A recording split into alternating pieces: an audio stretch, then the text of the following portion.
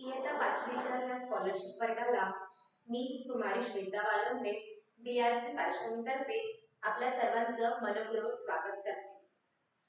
आजच्या या स्कॉलरशिप वर्गाला मी जो विषय निवडलेला आहे तो आहे भाषा म्हणजेच मराठी आणि त्या विषयाअंतर्गत जो घटक मी आज शिकविणार आहे तो आहे म्हणी. तर विद्यार्थी मित्रांनो, सर्वप्रथम आपण समजून घेऊया की म्हणी म्हणजे काय. खरं तर हे खूप मजेदार आहे आणि याच्यामध्ये शिकण्यासारखे काहीही नाही, कारण म्हणी आपण घरातूनच ऐकत आलेलो असतो. जसे की आपले आजी आजोबा असतील, आपले आई वडील असतील, हे देखील ओघा बोलण्यात त्यांच्या तोंडून म्हणी निघत असतात आणि ते सतत आपल्या कानावर पडतात. परंतु बरेचदा आपल्याला हे माहिती नसतं की त्यांनी हे जे बोललेले आहे त्यालाच म्हण असे म्हणतात. तर सर्वप्रथम आपण समजून घेऊया की म्हण म्हणजे काय. तर विद्यार्थी मित्रांनो, एखादा मोठा प्रसंग असेल किंवा एखादी मोठी घटना असेल तर ती घटना किंवा तो प्रसंग अगदी मोजक्या शब्दात जर आपल्याला सांगायचा असेल तर आपण त्यासाठी एखादं वाक्य वापरतो आणि त्या वाक्यालाच आपण म्हण असे म्हणतो. आणि ते वाक्य बोलल्यानंतर किंवा ती म्हण म्हटल्यानंतर आपल्याला तर त्या संपूर्ण प्रसंगाचा किंवा त्या घटनेचा अर्थबोध आपल्याला त्या म्हणीवरून लगेच होतो. तर म्हण म्हणजे काय, तर एखादी मोठी घटना किंवा मोठा प्रसंग मोजक्या शब्दात सांगणे ज्यातून त्या प्रसंगाचा अर्थबोध आपल्याला होतो. अशी आपण म्हणीची एक छोटीशी व्याख्या इथे तयार केलेली आहे. आता मित्रांनो, उदाहरणार्थ तुम्हाला हे म्हण म्हणजे काय ते अगदी क्लिअर होऊन जाणार. तर सर्वप्रथम मी तुम्हाला एक छोटेसे उदाहरण देते की जेव्हा मी लहान होते तेव्हा एकदा काय झालं होतं, माझे आजोबा आहेत त्यांनी आपला चष्मा आहे तो असा डोक्यावर ठेवलेला आणि चष्मा दिसत नाही म्हणून ते सगळ्या घरामध्ये चष्मा शोधत होते. मग माझं लक्ष गेलं, मी आजोबांना म्हटलं, आजोबा काय झालं? आजोबा म्हणतात, बेटा माझा चष्मा दिसत नाही आहे. मग मी हसायला लागले आणि आजोबांना म्हटलं, आजोबा असं काय करता, चष्मा तर तुम्ही डोक्यावर लावलेला आहे. आजोबा म्हणतात, अरे चष्मा तर माझ्या डोक्यावर आहे आणि मी उगाचच घरभर शोधतो आहे. म्हणतात ना, काखेत कळसा आणि गावाला वळसा. म्हणजेच काय की एखादी गोष्ट ही तुमच्या जवळच आहे परंतु तुम्हाला ती माहिती नाही आणि नकळतपणे तुम्ही ती सगळीकडे शोधता. म्हणून म्हणतात काखेत कळसा आणि गावाला वळसा. ही झाली म्हण. अजून एक दुसरं उदाहरण घेऊया. एकदा काय झालं होतं मित्रांनो, माझी एक मैत्रीण आहे, ती संपूर्ण कुटुंबासह कारने रस्त्याने जात होती. अचानक तिच्या गाडीला एक अपघात झाला आणि त्यांची कार ही दरीमध्ये कोसळली. मित्रांनो, कार अगदी चक्काचूर झाली, परंतु आनंदाची गोष्ट म्हणजे माझ्या मैत्रिणीच्या कुटुंबातील एकाही व्यक्तीला साधी जखम देखील आलेली नाही. आम्ही पेपरमध्ये ही घटना वाचली आणि आम्हाला असं वाटलं, अरे छान झालं की कोणालाही जखमही आलेली नाही. म्हणतात ना, काळ आला होता पण वेळ आली नव्हती. काळ आला होता पण वेळ आली नव्हती. किंवा देवदारी त्याला कोण मारी, देवानेच ठरवलं असेल की यांना या अपघातातून वाचवायचं आहे, तर तो एवढा मोठा अपघात होऊन सुद्धा त्यांना काहीही झालं नाही. अजून एक छोटंसं उदाहरण घेऊया मित्रांनो. आता तुम्हीच बघा, तुमच्या बाजूच्या काकू कधी तुमच्याशी चांगल्या बोलणार नाही, परंतु एखाद्या वेळी जर त्यांना दुकानातून काही सामान आणायचे आहे आणि तुम्ही दिसले की लगेच तुम्हाला जवळ घेतात. ए बेटा, मला दुकानातून थोडी साखर आणून दे ना, मी तुला छान चॉकलेट देईन. आपणही पटकन जातो आणि त्याची ती वस्तू घेऊन त्यांना आणून देतो. आपल्याला असं वाटते, वा काकू किती छान आहे. कसलं काय, दुसऱ्या दिवशी त्याच काकू आपल्या कंप्लेंट सांगायला आपल्या घरी येतात. आपण म्हणतो, काल तर काकू माझ्यासोबत चांगलं बोलल्या होत्या, आज माझ्याच कंप्लेंट सांगायला घरी आल्या. म्हणतात ना, कामापुरता मामा आणि ताकापुरती आजी. म्हणजे काम होतं तेव्हापर्यंत काकू चांगल्या बोलल्या, काम झालं तर काकू पहिलेसारख्या आपल्याबद्दल वाईट बोलायला लागली. तर अशा असतात ह्या मजेशीर छोट्या छोट्या म्हणी ज्या आपण घरून सुद्धा ऐकत आलेलो असतो. आता आठवलं ना तुम्हाला? तर या म्हणींवर आधारित काही प्रश्न प्रश्न आपल्या स्कॉलरशिपच्या परीक्षेमध्ये येतात मित्रांनो. अगदी मजेशीर प्रश्न असतात आणि या प्रश्नांचा जर आपण नियमित सराव केला तर हे प्रश्न अगदी सोपे वाटतात आणि या प्रश्नाला जे 2 गुण दिलेले असतात गणितवर आधारित प्रश्नाला, त्या प्रश्नाचे 2 गुण हे कुठेही जाणार नाही, कारण त्याचं उत्तर हे आपल्याला त्या मणीमध्येच दडलेलं असतं आणि तिथे शोधून आपल्याला ते निवडायचं असतं. तर यानंतर आपण घेणार आहोत की स्कॉलरशिप परीक्षेमध्ये जे म्हणींवर आधारित प्रश्न येतात ते कशा स्वरूपाचे असतात.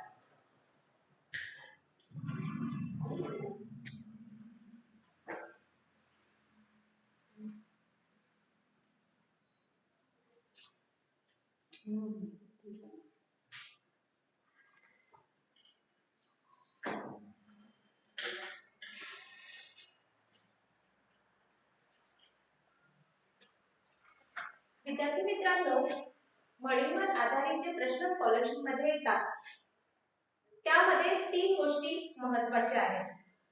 पहिली, प्रश्नाचं स्वरूप ही कशा प्रकारचे असते. प्रश्नाचे स्वरूप.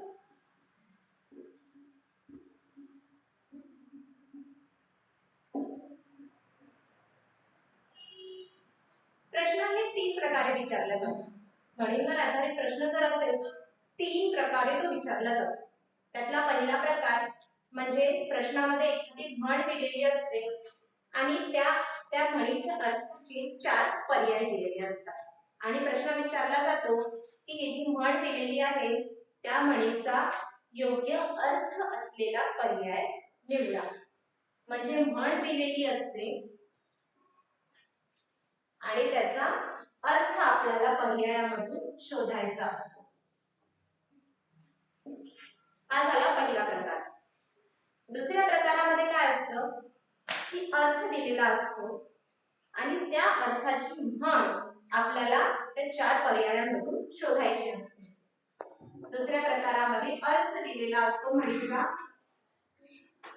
आणि तो अर्थ कोणत्या म्हणीला लागू पडतो ती म्हण आपल्याला 4 पर्यायांमधून शोधायची असते.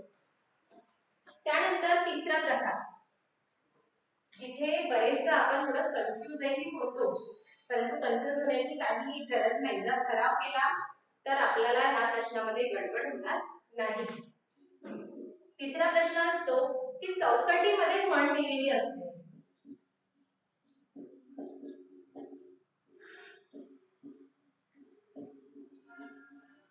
एक चौकट असते आणि त्या चौकटीमध्ये म्हणीमधले अक्षर असे जंबल करून दिलेले असतात, म्हणजे आलटून पालटून ती अक्षरं दिलेली असतात. ती अक्षरं जुळवून आपल्याला एक म्हण तयार करायची असते. कधी कधी त्या म्हणीचा अर्थ विचारला जातो किंवा त्या म्हणीमधील अक्षरांचा क्रमांक आपल्याला विचारला जातो. अक्षरांचा क्रमांक. तर असे 3 स्वरूपाचे प्रश्न आपल्याला स्कॉलरशिपच्या पेपरमध्ये येत असतात. म्हण दिलेली असते, त्याचा अर्थ आपल्याला पर्यायांमधून शोधायचा असतो किंवा अर्थ दिलेला असतो, त्या अर्थाची म्हण आपल्याला पर्यायांमधून शोधायची असते किंवा मग चौकटीमध्ये म्हणीतली अक्षरे आलटून पालटून दिलेली असतात आणि ती म्हण योग्य क्रमामध्ये लावून आपल्याला एखादं जसं त्यांनी प्रश्नामध्ये अक्षर दिलेलं असेल तर तो अक्षर किंवा ते अक्षर कोणत्या क्रमात आहे किंवा क्रमांकावर आहे ते आपल्याला पर्यायामधून सांगायचं असते. तर या सर्व प्रकारच्या प्रश्नांचा सराव आपण आज इथे करून घेणार आहोत.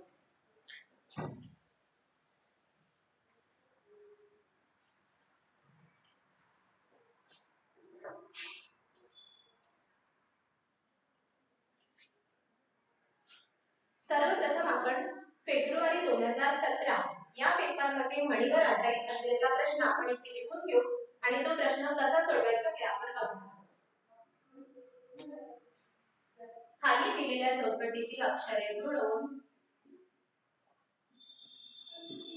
हा फेब्रुवारी 2017 मधील प्रश्न.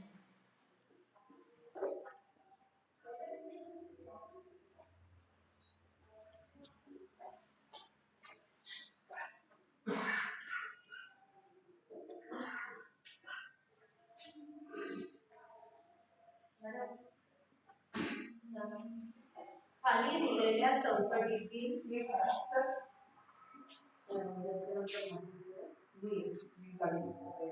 अक्षरे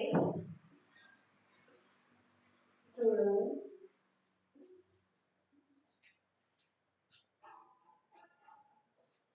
तयार होणाऱ्या म्हणीचा योग्य अर्थ कोणता?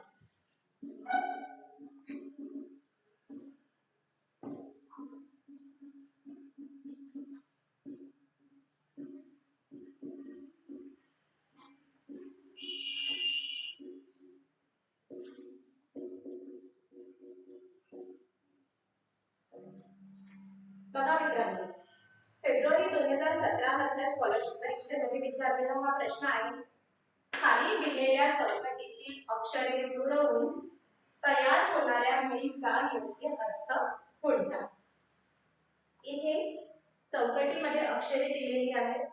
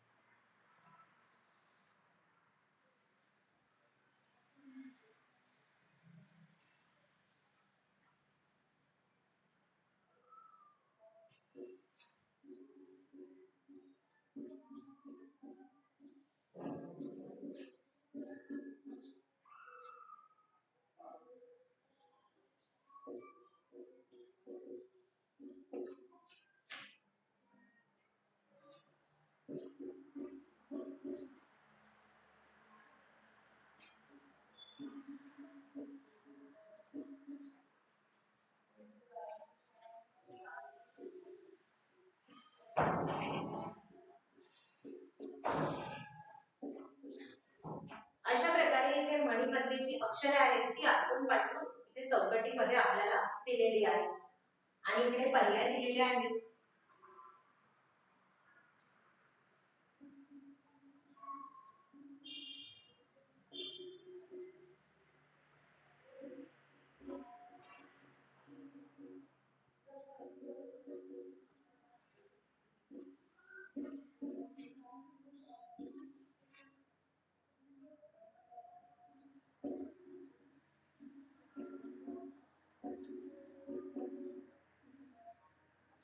पहिला पर्याय आहे पुष्कळ लोक बोलतात तेच खरे.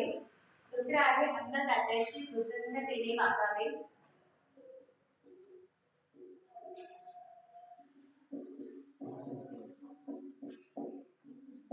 तिसरा पर्याय दिलेला आहे पैशाने सर्व कामे साध्य होतात.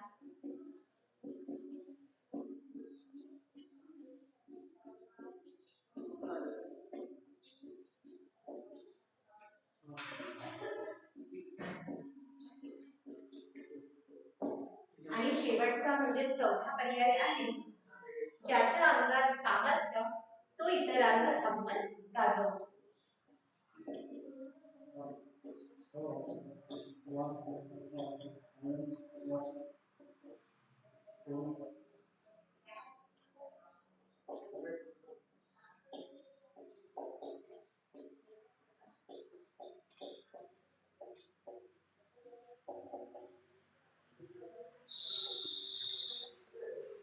बघा मित्रांनो, फेब्रुवारी 2017च्या स्कॉलरशिप मध्ये विचारलेला म्हणीवर आधारित प्रश्न आहे. खाली दिलेल्या चौकटीतील अक्षरे जुळवून तयार होणाऱ्या म्हणीचा योग्य अर्थ कोणता? सगळ्यात पहिले तर विद्यार्थी मित्रांनो प्रश्न समजून घ्या. प्रश्नामध्ये आपल्याला काय विचारलेलं आहे याकडे बारकाईने लक्ष द्या. इथे म्हटलेलं आहे की अक्षरे जुळवायची आहेत पहिले चौकटीमध्ये आणि मग अक्षरे जुळवून जी म्हण तयार होणार तिचा अर्थ आपल्याला या पर्यायामध्ये शोधायचा आहे. तर ही जी अक्षरे दिलेली आहेत जसं मी तुम्हाला मगाशी पण सांगितलं की आलटून पालटून दिलेली आहेत. तर सर्वात प्रथम याला क्रमाने लावायचं आहे. येणे महत्त्वाचे आहे की म्हणी आणि त्यांचे अर्थ तुम्हाला पाठांतर असणे अतिशय आवश्यक आहे.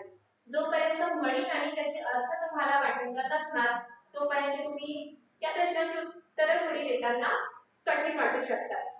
जर तुम्हाला म्हण माहिती असेल तर लगेच तुम्ही या अक्षरांवरून क्लू डोक्यामध्ये ठेवून लगेच ही म्हण तुम्ही ओळखू शकता आणि त्याचा अर्थ देखील आपण लगेच ओळखू शकतो. तर इथे आपण ही अक्षरे जर क्रमाने लावण्याचा प्रयत्न केला तर बघा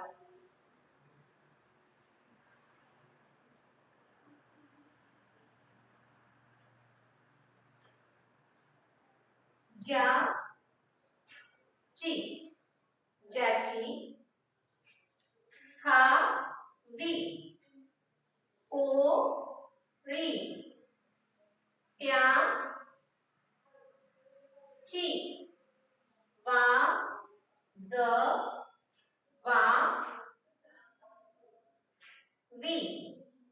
टाळी ज्याची खावी पोळी त्याची वाजवावी टाळी.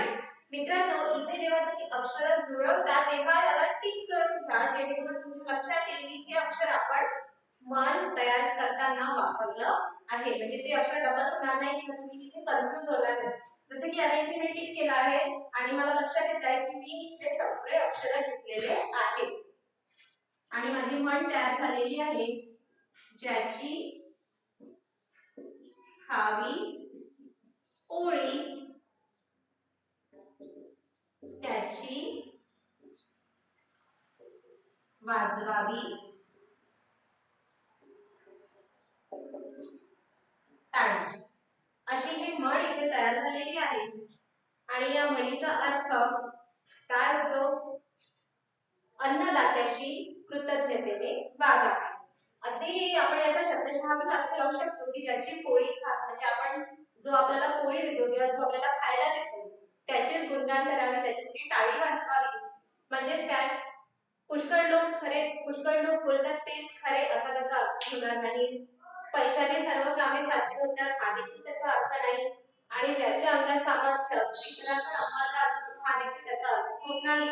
अगदी शब्दशः देखील अर्थ निघतो या म्हणीचा की अन्नदात्याशी म्हणजे जो आपल्याला अन्न देतो त्याच्याशी कृतज्ञतेने वागावे म्हणजे त्याचे उपकार नेहमी लक्षात ठेवावे. तर याचा नंबर 2 हे उत्तर अगदी बरोबर आहे. OMR मध्ये जे आपल्याला गुण दिलेले असतात 1 2 3 4 त्यावरला 2 नंबरला आपल्याला इथे टाक करायचं. यानंतरचा आपण प्रश्न घेऊया फेब्रुवारी 2018 मध्ये आहे.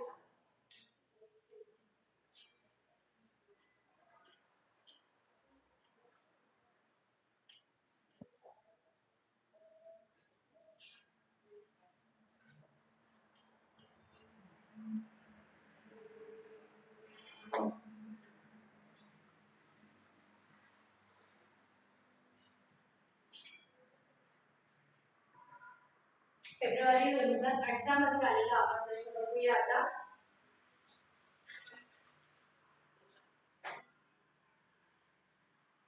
चौकटीतील अक्षरे जुळवून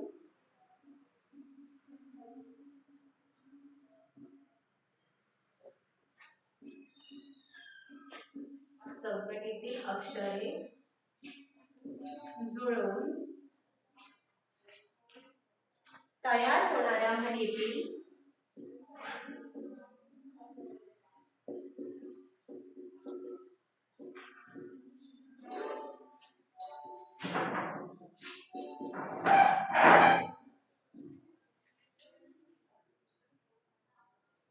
डावीकडून 7वे अक्षर कोणते?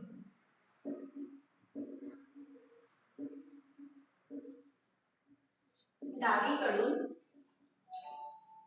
7वे अक्षर कोणते? असा हा प्रश्न आहे आणि इथे चौकटीमध्ये अक्षरे लिहिली आहेत.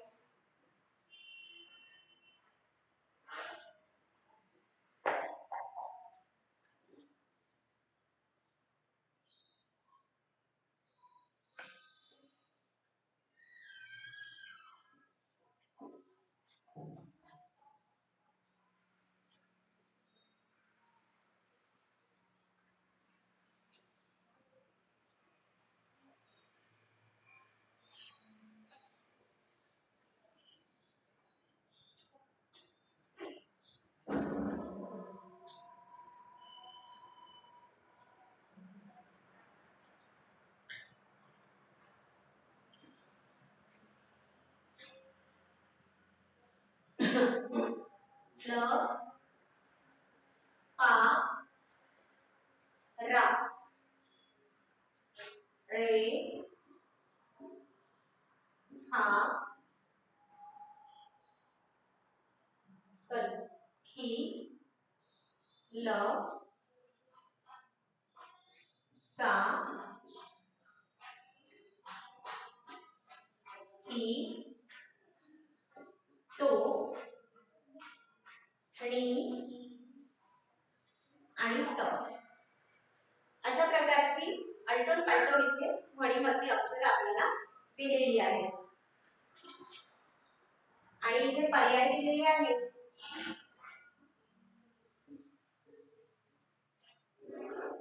पा चा नी आणि की अशा प्रकारचे इथे 4 पर्याय दिलेले आहेत तर पहिले आपण प्रश्न समजून घेऊया फेब्रुवारी 2018 मध्ये विचारलेला हा प्रश्न आहे चौकटीतील अक्षरे जुळव चौकट असली की समजून जायचं विद्यार्थी मित्रांनो की आपल्याला म्हणीतील ही अक्षरं जुळवायची आहेत तयार होणाऱ्या म्हणीतील डावीकडून 7वे अक्षर कोणते प्रश्न वाचताना पहिले प्रश्न नीट समजून घ्यायचा की आपल्याला म्हण तयार करायची आहे आणि त्या म्हणीमध्ये काय शोधायचं आहे डावीकडून 7वे अक्षर हे आपल्याला त्या म्हणीमध्ये शोधायचं आहे तर सर्वप्रथम आपण हे अक्षर जुळवून एक म्हण तयार करूया जेव्हा आपण विचार करतो ही सगळे अक्षर नीट बघा त्यातले काही अक्षर जर तुमच्या ओळखीमध्ये असतील तर तुम्हाला लगेच लक्षात येईल की इथे कोणती म्हण तयार होते तर इथे म्हण तयार होते मित्रांनो तळे तळे राखील राखील तो पाणी पाणी चाखील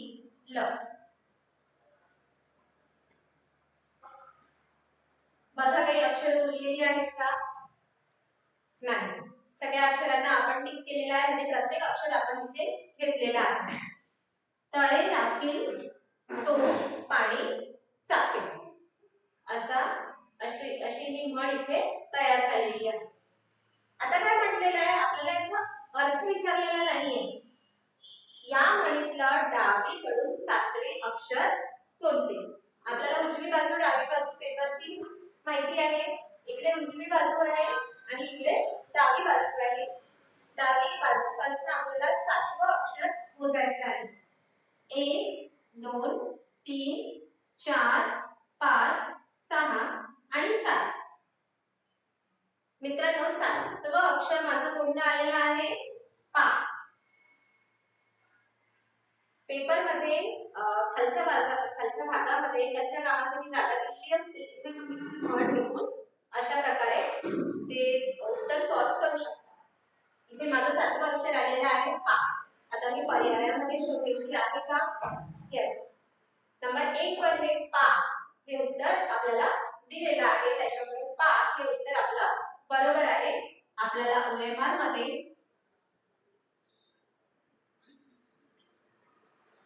आपला 1 नंबरचं उत्तर बरोबर आहे 1 नंबरचं म्हणून आपल्याला 1 इथे टाईप करायचं तर हा होता मित्रांनो फेब्रुवारी 2018 मध्ये विचारलेला प्रश्न त्यानंतर आपण अजून एक प्रश्न घेऊया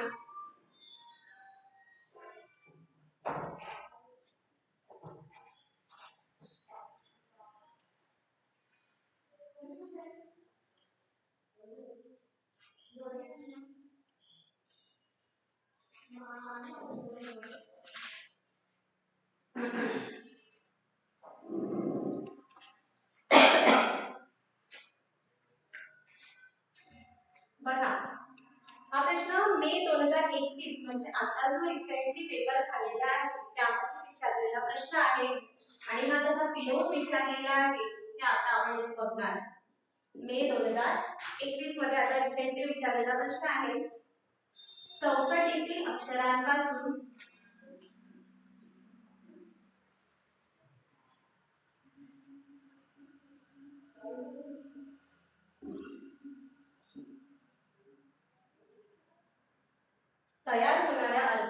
म्हणीतील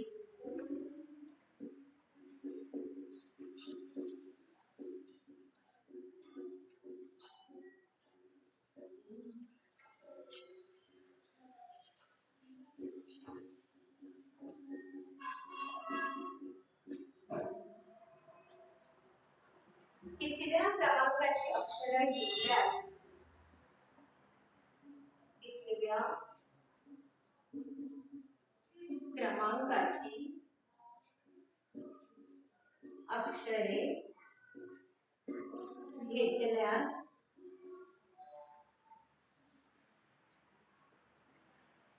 सविता या शब्दाचा समानार्थी शब्द मिळेल. सविता या शब्दाचा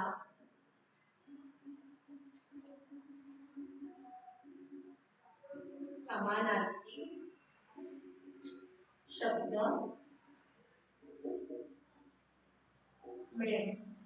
अशा प्रकारचा प्रश्न हा मे 2021 च्या पेपरमध्ये आपल्याला विचारलेला आहे.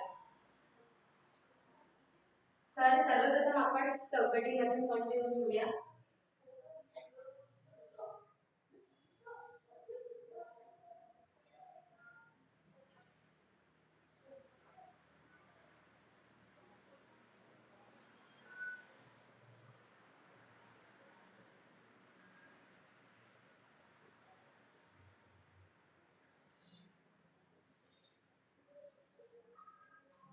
त्या चौकटीमध्ये अक्षरे दिलेली आहे. म, हे,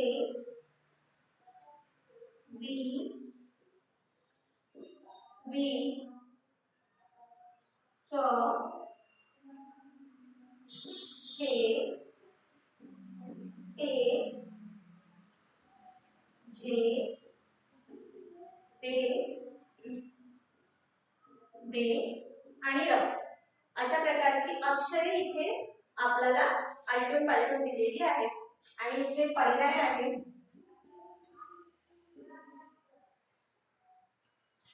सहावे दुसरे, पाचवे आणि 11वे, पाचवे आणि 11वे, सहावे आणि चौथे, तिसरे व पाचवे. प्रश्न मी एक्झॅक्ट जसा पेपर मध्ये आला होता सेम मी तसाच लिहिलेला आहे. सगळ्यात पहिले आपण नेहमीप्रमाणे प्रश्न समजून घेऊ की प्रश्नात ऍक्च्युअली काय विचारलेलं आहे. चौकटीतील अक्षरांपासून तयार होणाऱ्या अर्थपूर्ण म्हणीतील, म्हणजे ही जी चौकटीत अक्षरे दिली आहेत ती लगेच समजून जायचं की आपल्याला त्यापासून म्हण तयार करायची आहे. कितव्या क्रमांकाची अक्षरे घेतल्यास सविता या शब्दाचा समानार्थी शब्द मिळेल. म्हणजे इथे आपल्याला समानार्थी शब्द सुद्धा म्हणीमध्ये विचारलेला आहे. तर आपल्याला पहिले म्हण तयार करणं आवश्यक आहे. तर सगळ्यात पहिले चौकटीतील अक्षर जर आपण काळजीपूर्वक बघितली तर इथे म्हण तयार होते.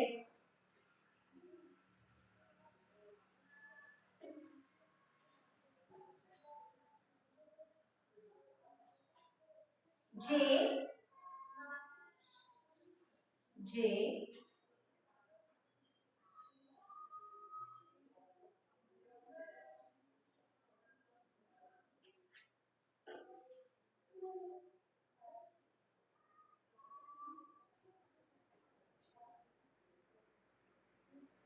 जे देखे,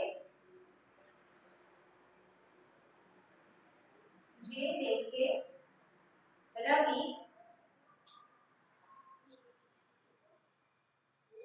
ते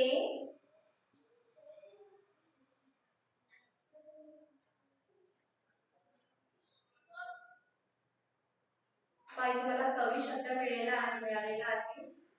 इथे मला वाटते न हे अक्षर आहे. सॉरी, इथे न आहे. जे देखे रवि, ते न देखे, देखे कवि. जे देखे रवि, ते न देखे, सॉरी जे देखे कवि ते न देखे रवि, किंवा याला आपण असं पण म्हणू शकतो की जे न देखे रवि ते देखे कवी, असं पण याला आपण तयार करू शकतो. तर इथे आपल्याला म्हटलेलं आहे की सविता या शब्दाचा समानार्थी शब्द कोणता.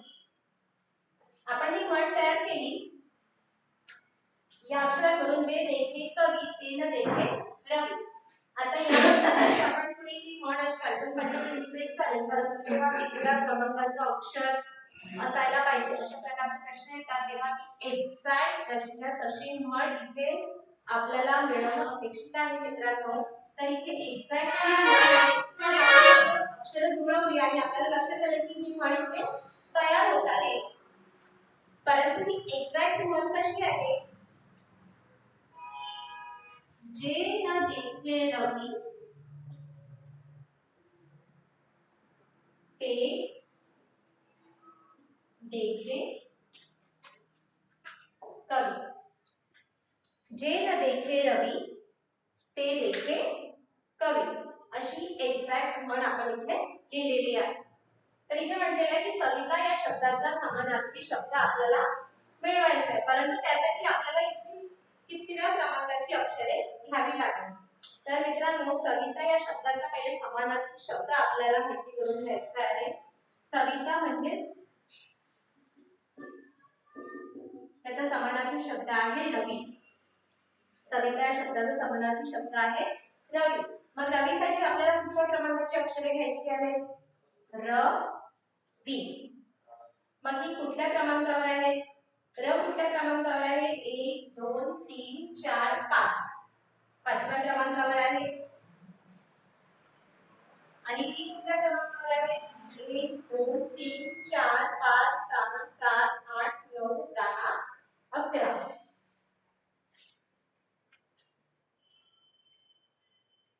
1 2 3 4 5 6 7 8 9 10 11.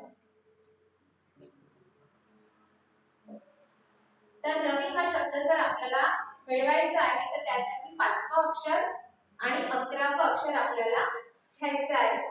आता आपण असं म्हणू शकतो की इथे पण वी आहे. 1 2 3 4 5 6. मग आपल्याला पाचवं अक्षर आणि 6वं अक्षर पाहिजे, पण इथे ऑप्शन मध्ये 5वं आणि 6वं अक्षर असं दिलेलं आहे का. इथे 6वे आणि दुसरे आहे, इथे 5वे आणि 11वे आहे, 6वे आणि 4थे आहे आणि तिसरे आणि 5वे आहे. इथे पण विद्यार्थी मित्रांनो थोडं कन्फ्युज होऊ शकतो की इथे आलेला आहे पण 6वं अक्षर आहे, पण इथे 6वाचं ऑप्शन दिलेलं नाही आहे वी साठी, म्हणून आपण 11व्या नंबरवर जो वी आलेला आहे ते ऑप्शन आपण इथे घेणार आहोत. तर इथे 2 नंबरचं उत्तर हे आपलं करेक्ट आहे आणि आपण OMR 2 नंबरला आपण डार्क केलेला आहे. तर अशा प्रकारे विद्यार्थी मित्रांनो या अगदी मजेशीर सोप्या आपल्या नेहमीच्या व्यवहारातल्या भाषेचा आपण जो व्यवहारात उपयोग करतो त्यावर आधारित या म्हणी असतात आणि या म्हणी आपण ओघाओघात अगदी बोलायला लागलो की आपली मराठी भाषा ही समृद्ध झाली असं समजायला हरकत नाही. तर आपण सगळ्यांनी आजचा माझं मार्गदर्शन समजून घेतलं त्याबद्दल खूप खूप धन्यवाद. आणि स्कॉलरशिपला अपियर असलेल्या माझ्या इयत्ता 5वीच्या सगळ्या विद्यार्थी मित्रांना खूप खूप बेस्ट ऑफ लक. थँक्यू.